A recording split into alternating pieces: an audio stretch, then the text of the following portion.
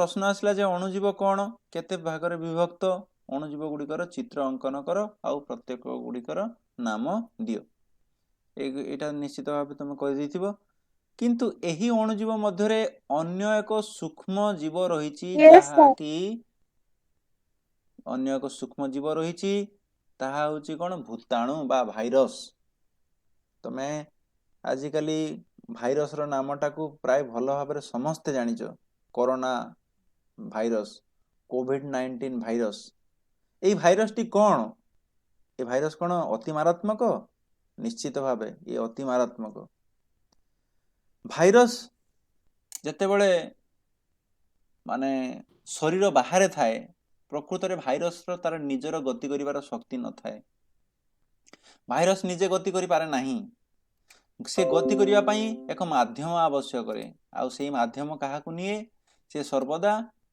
अणुजीव माननकु निये से चले अर्थात बैक्टेरिया आदि प्राणी कवक शैवाल इत्यादि इत्यादि मानक द्वारा से विशेष करी तार वंश वृद्धि करे आ सेही मानक द्वारा ही से गति करे तो एई जो भाइरस कथा हमें कहिलु सेही भाइरस गुडी को विशेष करी बीजाणु मानक शरीर देई आउ आदि प्राणी मानक शरीर देई या आम शरीर मध्य को प्रवेश करे कौनसी जीवंत कोषर बाहरे कौनसी जीवंत कोषर बाहरे एमाने निष्क्रिय अवस्था रे थांती अर्थात जीवनर लेस मात्र एमानकर देखा जाई न थाए जीवन तांको भितर अछि कि नाही एहा जणा जाई न थाए एमानंकु साधारण अणुवीक्षण यंत्र रे देखिबा असंभव अर्थात साधारण अणुवीक्षण यंत्र रे एहा को देखि हेबो नाही एक शक्तिशाली अणुवीक्षण यंत्र जहा कि इलेक्ट्रॉनिक माइक्रोस्कोप बोली कहा जाउछि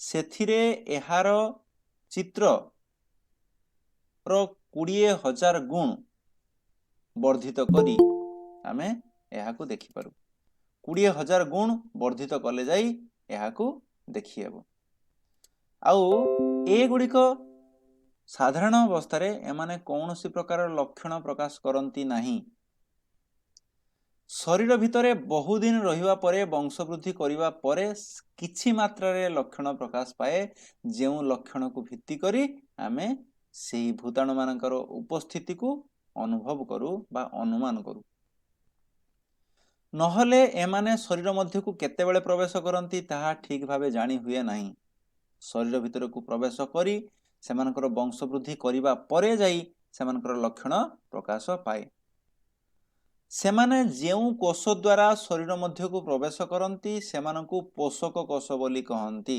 अर्थात सेमाने सेथिरु ही बंचंती बा वृद्धि पांती पोषक कहिले तुमे माने जते बेले बुझुचो जे तुमे खाद्य उचित परिमाण रे खाइबा को पोषक बोली कहंती जहा कि तुम शरीर पई आवश्यक ठीक सेही बळी भाबे आमे एई भूताणु मानकु शरीर मध्य को प्रवेश करिवा पई हेले किछि पोषक कोष आवश्यक सेही पोषक कोष बीजाणु बा आदि प्राणी होई पारंती एमाने बीजाणु तमे जानिचो बीजाणु आउ आदि प्राणी एमाने जल माध्यम रे वायु माध्यम रे खाद्य माध्यम रे बा विभिन्न रोगकारक आमर जीव कीट पतंग रोगकारक कीट पतंग जे माने कि रोग बहन करंती बा रोगकारक अणुजीव मानक बहन करंती से माने होचंती माछी मशा एमानक द्वारा भी मध्य एमाने आम शरीर मध्य को प्रवेश करंती केवल मनुष्य नुहे एहा जीवजंतु शरीर भी मध्य प्रवेश करे एहा उद्भिद शरीर रे भी मध्य प्रवेश करे उद्भिद शरीर को आसे केमिति ना एहा वायु माध्यम रे हेउ किंबा विभिन्न कीट पतंग मानक द्वारा हेउ एगुडी को आसी थाए तो एही भूताणु संपर्क रे आमे जानिले तेनु एहा को जीव हमरो एही अणुजीव जगत रे एक प्रहेलिका बोली कहंती प्रकृत रे प्रहेलिका माने हेउची पजल इंग्लिश रे ताको कहंती पजल तमे जानिचो बहु गुडिया पजल तुमे केते बेले खेलुथिबो मने कर जिमिति आमे खेलिलु सेठी गोटे पजल गेम गोटे खेलिलु हमर सस्य चैप्टर 1 रे अध्याय 1 नंबर अध्याय प्रथम अध्याय रे आमे खेलिलु लास्ट रे गोटे खेलिलु 1 रे हळ करिबा 2 रे मंजी बुणिबा जो आमे खेलिथिलु तो सेही प्रकार एक द्वंद्व बोली याकू कुहा जाई थाए जहा कि हमको गोटे कंफ्यूज सृष्टि करे कंफ्यूज माने तो बुझी परथिबो तो ताकू आमे ओडिया रे ताकू कहू प्रहेलिका तो अणुजीव जगत रे एही सत्ताटी एक प्रहेलिका एमाने केतेबेले केउ अवस्था रे आम शरीर मध्य को प्रवेश करंती जानी हुए नहीं एहा लक्षण प्रकाश पाइले ही जानी हुए एमानको साधारण अणुवीक्षण यंत्र रे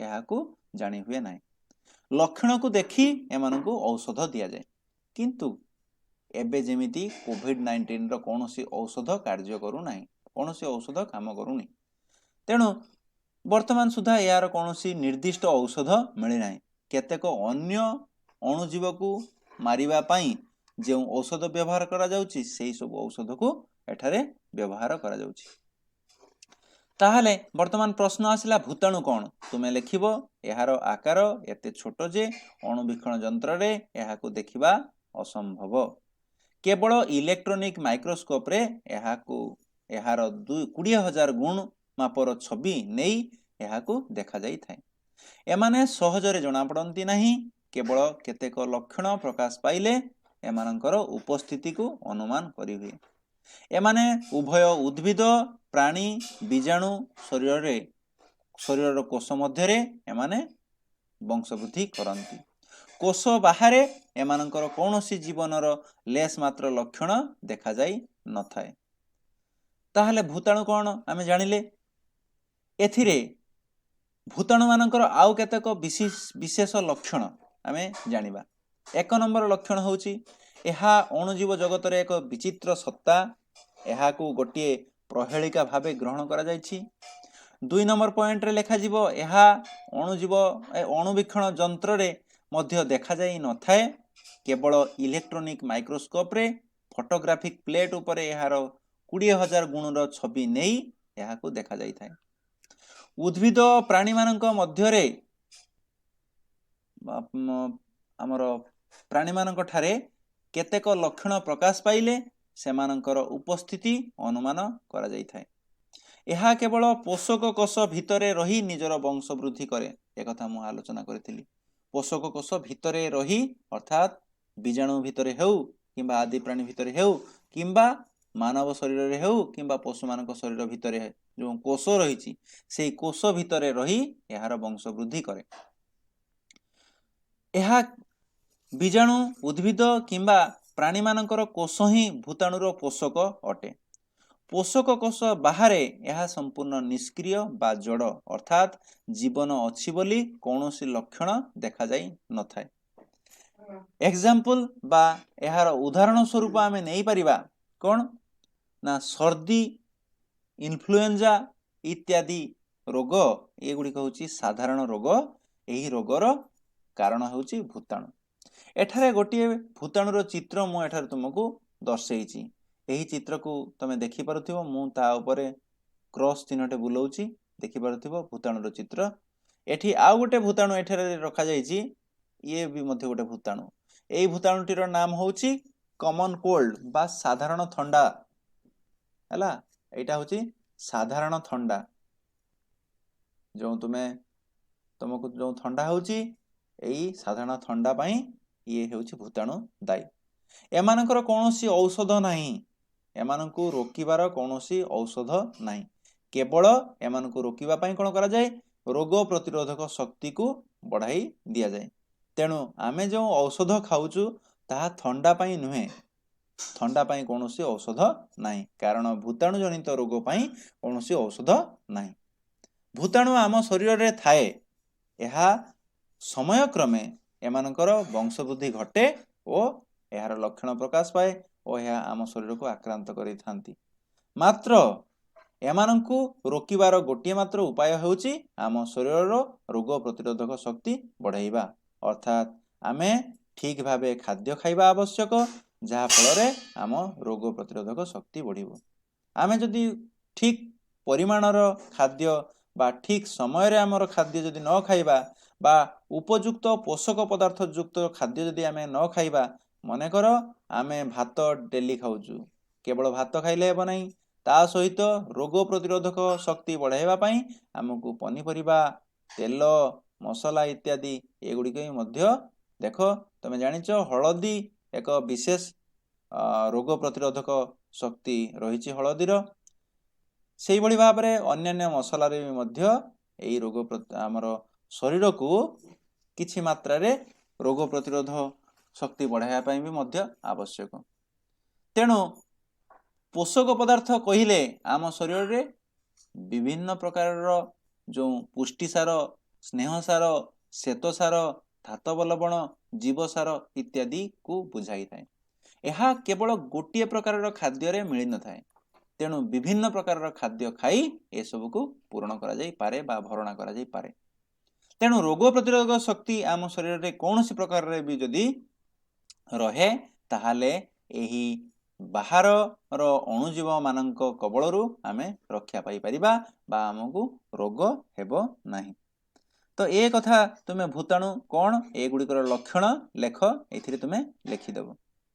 ବର୍ତ୍ତମାନ ଆମେ ଜାଣିବା ଆଉ କେତେକ ଭୂତାଣୁ ଜନିତ ରୋଗ, ତାହା ହେଉଛି ପୋଲିଓ ବା ପୋଲିଓ, ଆଉ ଗୋଟେ ହେଉଛି ଆମର ହାଡ଼ଫୁଟି।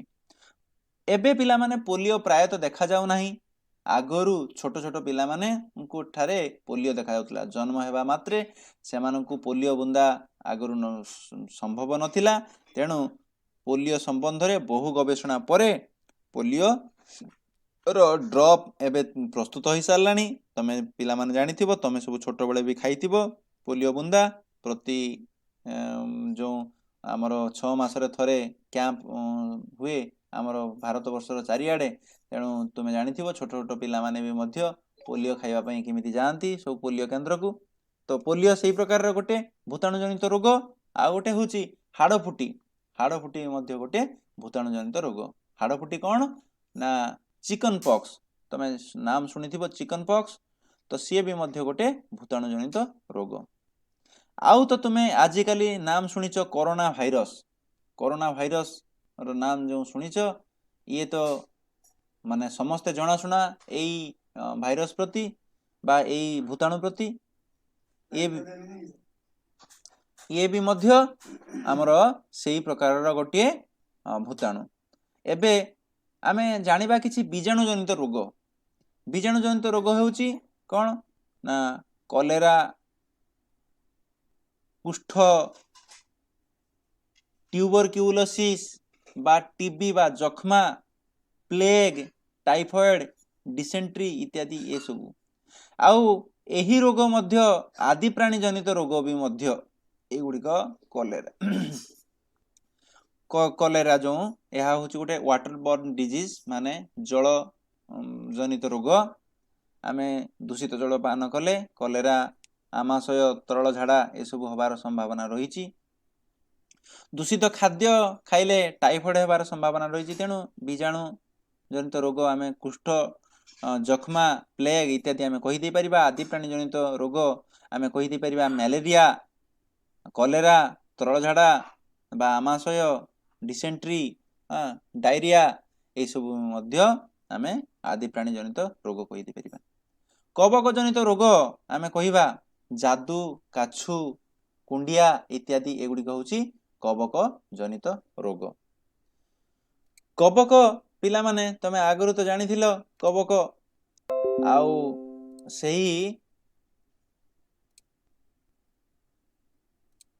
ସେହି କବକ ଗୁଡ଼ିକ ମଧ୍ୟ ଆମ ଶରୀରରେ, ଆମ ଶରୀର ବାହାରେ ଯେଉଁ ଯାଦୁ, ରିଙ୍ଗ ୱାର୍ମ ଯେଉଁ ହେଉଛି ବା କାଛୁ ଯେଉଁ ହେଉଛି, ସେଗୁଡ଼ିକ ସବୁ କବକ ଜନିତ ରୋଗ। ଏହା ମଧ୍ୟ ଗୋଟିଏ ଡିଆଁ ରୋଗ। ଆଚ୍ଛା, ଶୈବାଳ ଦ୍ୱାରା ସେମିତି କିଛି ରୋଗ ସୃଷ୍ଟି ହୁଏ ନାହିଁ, ମାତ୍ର ଏମାନଙ୍କର ଉପସ୍ଥିତି ଆମ ଶରୀରରେ ଏକ ବିଷକ୍ରିୟା ସୃଷ୍ଟି କରେ। ଅର୍ଥାତ୍ ଶୈବାଳ ଯଦି କୌଣସି କାରଣରୁ ଆମ ଶରୀର ଉପରେ ଲାଗିଯାଏ ତାହେଲେ ଆମ ଶରୀର କୁଣ୍ଡେଇ ହୁଏ। ତମେ ଜାଣିଥିବ ଶିଉଳି ଥିବା ପୋଖରୀ ଭିତରକୁ ପ୍ରବେଶ କଲେ ବା ଗାଧୋଇଲେ ତୁମ ଶରୀର କୁଣ୍ଡେଇ ହୁଏ। ଏହା ମଧ୍ୟରୁ ଗୋଟେ ନାଲି ଶିଉଳି ରହିଛି, ନାଲି ରଙ୍ଗର ଶିଉଳି, ସେଗୁଡ଼ିକ ଅତ୍ୟନ୍ତ କ୍ଷତିକାରକ। ଏହା ଶରୀର ଉପରେ ଲାଗିଗଲେ ଏହା ଆମ ଶରୀର କୁଣ୍ଡେଇ ହୁଏ। ଏହା ଛଡ଼ା କୌଣସି କାରଣରୁ ଏହା ନାକ କିମ୍ବା ପାଟି ଦେଇ ଆମ ଶରୀର ମଧ୍ୟକୁ ପ୍ରବେଶ କଲେ ନାକ ଇନଫେକ୍ସନ ବା ସେଇ ପ୍ରକାରର ଆମର ଗୋଟେ ବିଷକ୍ରିୟା ସୃଷ୍ଟି ହୁଏ। ପେଟରେ ବି ମଧ୍ୟ ବିଷକ୍ରିୟା ସୃଷ୍ଟି ହୁଏ। ସେଥିପାଇଁ ପିଲାମାନେ ନାଳ ନର୍ଦ୍ଦମା ନଦୀ ଇତ୍ୟାଦିରୁ ଜଳ ଆମେ ପିଇବା ଉଚିତ ନୁହେଁ। ଏଥିରେ ବହୁ ପରିମାଣରେ ଜୀବାଣୁ ରହିଛି ଯେଉଁଗୁଡ଼ିକ ଆମର ରୋଗ ସୃଷ୍ଟି କରିଥାନ୍ତି। ଏବେ ଏମାନଙ୍କର ଆମେ ଜାଣିବା ଏମାନେ କେଉଁ ସ୍ଥାନରେ ଏମାନେ ବୃଦ୍ଧି ଘଟନ୍ତି। ଆଚ୍ଛା, ଏଇ ପର୍ଯ୍ୟନ୍ତ ଆମର ଆଲୋଚନା ଏଠି ଆମର ସରିଲା। ଭୂତାଣୁର ଉପସ୍ଥିତି କଥା ଆମେ ଜାଣିଲୁ। ଦେଖ, ଏଠାରେ ଦୁଇଟି ଚିତ୍ର ଦିଆଯାଇଛି, ଭୂତାଣୁର ଚିତ୍ର। ତୁମେ ସେଇଭଳି ଭାବରେ ତୁମ ଖାତାରେ ଗୋଟେ ଚିତ୍ର ଅଙ୍କନ କରିବ, ଭୂତାଣୁର ଚିତ୍ର। ଆଚ୍ଛା, ଇଏ ଦୁଇଟି ଚିତ୍ର ସହ ଏବେ କରୋନା ଭାଇରସର ଚିତ୍ର ପ୍ରାୟତଃ ସମସ୍ତେ ଟିଭିରେ ଦେଖୁଛ। ତ ଏଗୁଡିକ ନେଟ୍ରୁ ଚିତ୍ର ବି ମଧ୍ୟ ଆଉ ଗୋଟେ ଏହା ସହିତ ଖଞ୍ଜି ଦେବ ହେଲା। ତ ये तीनटा चित्र करिब। एठी दीटा तुम बहिरे देइची भूताणु आउ गोटे कोरोना भाइरस रो चित्र तुमे नेट रु बाहर करिब, बाहर करी से चित्रटा भी मध्य करिब। ए गुडिक जदि तुमे मॉडल प्रस्तुत करि पारो ताहाले आहुरी भलो हेबो। चित्र तो खातारे रहिबो, जुक्त मॉडल रहिले तुमे ताकू देखि पारिबो लाइव, माने जीवंत भଳି तुमे देखि पारिबो। तो चेष्टा करिबो तुमे मॉडल प्रस्तुत करिबा पई। मॉडल माने होउची थर्मोकोल व्यवहार करी किंबा कागज व्यवहार करी, अनावना कागज किंबा तुमे घरे व्यवहार होउतिबा जो माने वर्ज्य वस्तु आकार रे व्यवहार परे जो एल्युमिनियम फॉयल, माने करो तुम बर्थडे पार्टी रे व्यवहार होउतिबा जो एल्युमिनियम फॉयल गोटे जरी आसे, से जरी को मध्य व्यवहार करि परिबो ए कोरोना भाइरस पाई बा ए विभिन्न प्रकार भाइरस पाई, कॉमन कोल्ड पाई एगुडिक तुमे व्यवहार कर दे पारिबो। तुम निज इच्छा उपरे निर्भर करे। तुमे एगुडिक कले बहु गुडिए कलेक्शन तुम घरे रहिबो। तुमे फ्यूचर रे तुमे निजको गर्व अनुभव करि परिबो। देखो मो घरे मु एते गुडिए मॉडल रखिची, मु मो पढ़ा समय रे एई मॉडल गुडिक प्रस्तुत करिथिली। सेगुडिको घरे रखिले तुमे अधिक शिक्षा लाभ करि परिबो। सेगुडिको देखिले मने पकई परिबो मु एई सब पाठ पढिथिली। काहेकि ना तुमे पढ़िथिबा पाठ सबुदिन पाई हुए तो माने संपूर्ण भावे मने न रही पारे, किंतु मॉडल देखले तुमे सेगुडिको मने पकई पारिबो। आउ एगुडिको मध्य एग्जाम रे लेखिबा पाई, एग्जाम रे कृतकार्य होवा पाई अनेक मात्रा रे सहाय्य करिवो। तेणु मॉडल प्रस्तुत करिवो। अच्छा, ये गला हमर केतेक अणुजीव कथा आउ सेमानक जनित रोग कथा तुमे सब लेखि देबो। बीजाणु जनित रोग, आदि प्राणी जनित रोग, कवक जनित रोग इत्यादि लेखि देबो। एबे अणुजीव मानकर प्राप्ति स्थान से माने केउठारे मिलंती आमे देखिबा। अणुजीव गुडिक प्रायतः सबु स्थान रे देखा जानती। माटी, पानी, पवन, समुद्र, मरुभूमि, उत्तप्त जल ए कथा मु आगरु आलोचना करिछि। तन्मध्यरु अणुजीव गुडिक केतेक गोटिए कोष रे गढ़ा। कोष तो तुमे जानिचो, आगरु क्लास 6 रे जानिचो, क्लास 7 रे जानिचो कोष विषय रे। तो कोष हेउची गोटिए मौलिक एकक जहा कि बा जेउठारु जीव शरीर सृष्टि। आमे प्रत्येके देखा जाउथिबा एते बड़ बड़ शरीर, हाथी हेउ, बाघ हेउ, मनीष हेउ, जे एते बड़ बड़ शरीर समस्ते गोटिए कोष रे ही गढ़ा। एही गोटिए कोष कुआडू आसिला? एहा जेतेबेले आमे जन्म समस्ते आमे जानिचे आमे मा ठारू ही जन्म लाभ करिछु। मांको पेट भितरे एही गोटिए कोष प्रथमे ही अवस्थान करे। एही गोटिए कोष क्रमश वर्धित होई आखि, कान, नाक, पाटी, मुंड ए सबु सृष्टि हुए। तापर जाई आमे जन्म लाभ करू। आमे जन्म हेबा बेलकु आम शरीर रे असंख्य कोष सृष्टि होई सारी थाए। तेणु आमे हेउछु बहुकोषी। आमे हेउछु बहुकोषी अर्थात असंख्य कोष रे गढ़ा आम शरीर। किंतु केतेक जीव रहिचंती सेमाने होचंती गोटिए कोष विशिष्ट। ताहा हेउची एमिबा एवं पारामिशियम। तुमको दुईटा चित्र मु एठारे दर्शैथिली आउ सेही दुईटी चित्र तुमे खातारे भी मध्य करिछ। तो एई दुईटी हेउची एकोकोषी गोटिए कोष रे गढ़ा।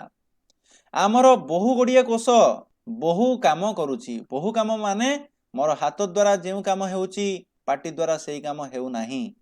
किंतु एमिबा पारामिशियम आदि जो जीव माने सेमाने गोटिए कोषरे गढ़ा हेले मध्य सेमानंकर सेही गोटिए कोषरे समस्त कार्य संपादन होइथाए। समस्त कार्य अर्थ तुम शरीर रे विभिन्न जैविक क्रिया हेउची तुमे पोषण बा खाद्य ग्रहण करिबा एवं तार निष्कासन करिबा। तेणु एही दुईटी मुख्य कार्य एही गोटिए कोषरे संपादन होई पारुछि। किंतु तुमे जदि एठारे प्रश्न कर जे सार आमे कथा कहि पारुछु एही अणुजीव कोन कथा कहि पारुछि ना एमाने कथा कहि पारंती नाही। एमाने कथा सिना कहि पारंती नाही किंतु जीवन बंची रहिबा पई जेतिकी प्रक्रिया आवश्यक जीवन प्रक्रिया सेही जीवन प्रक्रिया संपादन करि पारंती। तेणु तो एमाने बंची पारंती। एमाने होचंती एककोषी। तेणु एठारे प्रश्न आसीबो जे दुईटी एककोषी जीवर नाम लेख। तुमे लेखिबो एमिबा ओ पारामिशियम। एठारे आउ गोटे कथा आमे जानि रखिबा जे एही एककोषी जीव माने एकाकी ही वास करंती अर्थात एमाने एकाकी विचरण करंती। किंतु कवक बा बीजाणु एमाने संघ बा मंडल गठन करी वास करंती। संघ माने एकत्रित भावरे सेमाने गोटिए जगारे रही थांती। मु एठारे गोटे चित्र माध्यम रे ताहाकु तुमको दर्शाउची। मने कर एहा हेउची गोटिए बीजाणु एमाने अनेक गुड़िए बीजाणु एई भली भावरे संघ बा मंडल गठन करी एमाने एकाठी रहंती। देखि पारुछ ये होची बीजाणुर संघ बा मंडल। बीजाणुर संघ बा मंडल सेही भली भावरे कवक माने भी मध्य कवक भी माने कवक गुड़िक भी मध्य मंडल गठन करंती बा संघ भावरे रहंती। तमे पिला माने फिंपी देखिथिबो। फिंपी केउ भली भावरे रही थाए। फिंपी बहु गुड़िए फिंपी एकाठी भावरे रही थांती। एका पुंजा पुंजा पुंजा पुंजा भावरे रही थांती फिंपी गुड़िक। तमे देखिथिबो छतु। छतु भी मध्य कवक श्रेणीर। ये भी मध्य बहु गुड़िए छतु एका संगरे गोटिए जगारे देखा जांती। बहु गुड़िए छतु एका संगरे गोटिए जगारे देखा जांती। तो एमाने कवक एई कवक आउ बीजाणु माने संघ बा मंडल गठन करी एमाने वास करंती। ए कथा आमे जानिलु। जदि तुमको एठारे प्रश्न आसे जे अणुजीव मानकर प्राप्ति स्थान एवं सेमानकर रहिबा शैली बा बंचिबा शैली लेख ताहले तुमे कोन लेखिबो। एठारे प्रश्न आसिला जे अणुजीव मानकर प्राप्ति स्थान ओ बंचिबार शैली लेख। ताहले कोन लेखिबो अणुजीव गुड़िक जल स्थल आकाश मरुभूमि उत्तप्त जलराशि सबु स्थान रे समुद्र सबु स्थान रे एगुड़िक देखा जांती। एमाने मुक्त भावरे परिवेश रे विचरण करंती। तन्मध्यरु केतेक एककोषी और केतेक बहुकोषी। एककोषी मध्यरे एमिबा पारामिशियम इत्यादि एकाकी वास करंती एवं बीजाणु और कवक एमाने संघ बा मंडल गठन करी वास करंती। एबे आमे जानिबा अणुजीव मानक सह संपर्क। प्रकृत रे हमर टॉपिक प्रथम थिला जे अणुजीव एहा उपकारी एवं अपकारी। वर्तमान आमे सेही उपकार संपर्क रे आमे आलोचना करिबा। अणुजीव सह जो आम संपर्क सेही उपकार तार उपकारिता संपर्क रे आमे आलोचना करिबा। तुमे जानिछ पिला माने पाउरुटी दही चकुली इडली केक खाद्य सबु एगुड़िक तुमे खाइथिबो। तो एई खाद्य गुड़िक किपरि प्रस्तुत हुए तुमे केबे लक्ष्य करिछ कि ना। एबे लक्ष्य कर मु जेउ कथा कहूची से कथा को भल भाबरे ध्यान देई सुनो। पाउरुटी जेतेबेले प्रस्तुत हुए ताहा मैदारु प्रस्तुत हुए। एही मैदा को कोन करा जाए मैदा को दली दिया जाए आ सेतरे किछि शर्करा बा चीनी भी मध्य मिसा जाई थाए। मैदा निजे हेउची एक शर्करा जातीय खाद्य। तमे जानिछ पिला माने शर्करा जातीय खाद्य केउडिक भात गहम अटा मैदा इत्यादि एगुड़िक होची शर्करा जातीय खाद्य। सागु बार्ली ये सब शर्करा जातीय खाद्य। एही शर्करा जातीय खाद्य रे ईस्ट नामक एक प्रकार अणुजीव को बा ସେଥିରେ ଆମେ ମିଶେଇ ଦେଇଥାଉ। ଇଷ୍ଟ କ'ଣ କରେ? ଇଷ୍ଟ ହେଉଛି ଏପରି ଏକ ଅଣୁଜୀବ ଯାହାକି ଶର୍କରା ଜାତୀୟ ଖାଦ୍ୟ ସଂସ୍ପର୍ଶରେ ଆସିଲେ ଏମାନେ ଏମାନଙ୍କର ବଂଶ ବୃଦ୍ଧି କରେଇଥାନ୍ତି। ତେଣୁ ସେମାନଙ୍କର ବଂଶ ବୃଦ୍ଧି ଘଟେ ଓ ସେଥିରୁ କାର୍ବନ ଡାଇଅକ୍ସାଇଡ ବା ଅଙ୍ଗାରକାମ୍ଳ ଗ୍ୟାସ ସୃଷ୍ଟି ହୁଏ, ଯାହାକି ମଇଦାକୁ ଫୁଲେଇ ଦିଏ। ସେଇଭଳି ଭାବରେ ଦହି, ଯେଉଁ କ୍ଷୀରରୁ ଦହି ଲାକ୍ଟୋବାସିଲସ ନାମକ ଏକ ପ୍ରକାରର ଅଣୁଜୀବରୁ ସୃଷ୍ଟି। ଆମେ ଏ ସମ୍ବନ୍ଧରେ ଅଧିକ ଆଲୋଚନା ପର କ୍ଲାସରେ ଆମେ କରିବା। ଆଜି ପାଇଁ ଆମର ଏତିକି କ୍ଲାସ ରହିଲା। ଠିକ ଅଛି।